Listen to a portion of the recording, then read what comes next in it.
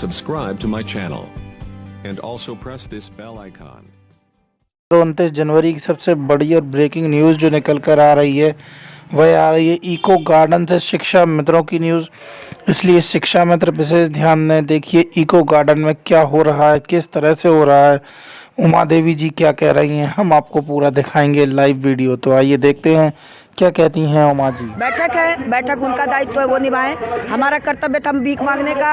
हम लोग कटोरा लेके वैसे भी रोड में घूम रहे थे, हमने मांगा और मांगते हुए क्रम में मैं यहाँ उपस्थित हूँ और अनवरत धरना मैं दे रही हूँ। सरकार से विशेष आग्रह, अपील, अनुनय विनय है कि अब आखिरी मौका कल आपके पास है। कल यदि आप सम्मान नहीं निभा पाएंगे तो आजीवन नहीं निभा पाएंगे ना। आजीवन इन बेटियों के कलंक से आप उद्वा बनी। हाई पावर कमेटी का निर्णायक मोड 0 आया और आज भी 0 है। अब आपके पास वक्त नहीं है, वक्त खत्म है। निर्णायक हमारे माता पिता बाल बच्चे सब पड़े हुए हैं। मैं अपील करूंगी तब भारत देश के पूरे विश्व के वासियों से कि इस बेटी की आवाज़ को आप सरकार सोचिए। हम जैसे दिव्यांग छात्र संघ, आप सोचिए दिव्यांगों की संख्या काफ़ी है, पूरा विश्व दीदी को समर्पित हो चुका है। यदि आप अनुसूचित 9 दीदी को लाकर नहीं दिए तो आप जहां मांगेंगे वोट वहां हम दिव्यांग संघ भाई भी आपका करेंगे विरोध। पूरा मित्रों की जिम्मेदारी मेरी जिम्मेदारी है। अपने घोषणा पत्र में भी आपने लिया था कि 3 महीनों के अंदर मैं समाधान कर दूंगा। आपका घोषणा पत्र कहाँ गया? उस मांग पत्र को लेकर हम लोग हर घर में जाकर आपका विरोध करेंगे। ठीक है, आप उसमें पारित कर मोहर लगाकर मंच से आकर ऐलान करिए अनुसूचित 9 की। अनुसूचित 9 मेरे बहन को दीजिए, अन्यथा मैं स्वीकार नहीं करूंगा, आपका भारी विरोध करूंगा। हम के लिए मेरी एक संदेश है। जो पोस्ट लिख रहे हैं, कल भी उन्होंने पोस्ट किया था, शाही जी के चहेते लोग भाई पोस्ट कर रहे हैं कि 5 तारीख को मैं सांसद का घर घेरूंगा, 7 तारीख को विधानसभा घेरूंगा। अरे तेरी क्या औकात है?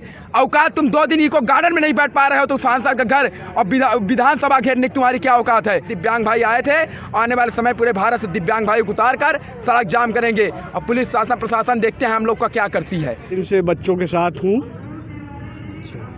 उमा दीदी के साथ में, और सरकार हमारी कोई बात नहीं सुन रही है। और सरकार पता नहीं कितनी ये गूंगी बहरी है, समझ में नहीं आता। क्योंकि परीक्षा दर परीक्षा पता नहीं प्राइमरी में पढ़वाना चाहते हैं या हमको कलेक्टर की परीक्षा पास करवाना चाहते हैं, हमारे यही समझ में नहीं आ रहा है।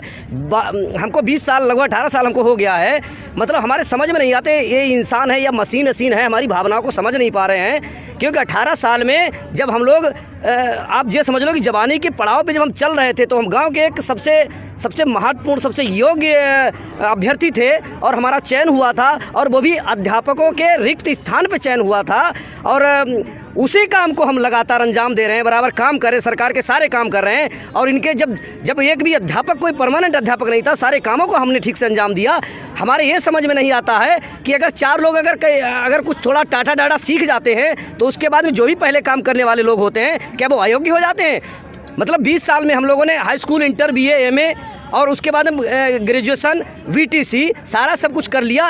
मतलब इसके अलावा हमारे समझ में नहीं आता ज़रूरत सरकार क्या चाहती है सरकार की। और एक बात बताना चाहता हूँ मैं आपको बता दूँ, ये सरकार अपने दिमाग में ये चीज़ ना पाले कि ये लोग सपा के एजेंट हैं। मैं आपको कहता हूँ, मेरा आप नाम नोट कर लो। अगर भाजपा के किसी भी नेता अभिनेता के पास अगर ये बात जा रही हो तो नोट कर लो। सतेंद्र सिंह नाम है हमारा, शाहजहाँपुर ज़िले में गांव एक नवादा पड़ता है, बंडा ब्लॉक में। जब आपका कोई झंडा लेने वाला नहीं था, जब आपका कोई बिस्तर डलवाने वाला नहीं था तो सतेंद्र से आप अपने कार्यकर्ताओं से जाकर के पूछ लेना। मैं RSS का भी व्यक्ति रहा हूँ।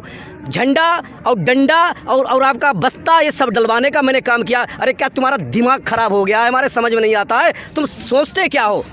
अगर तुम तो दोस्तों देखा आपने किस तरह से शिक्षा मित्र अपनी बात को बता रहे हैं, और उन्होंने यह भी कह दिया है कि समय सरकार का पूरा हो चुका है, अब वह 2-2 हाथ करने के लिए तैयार हैं।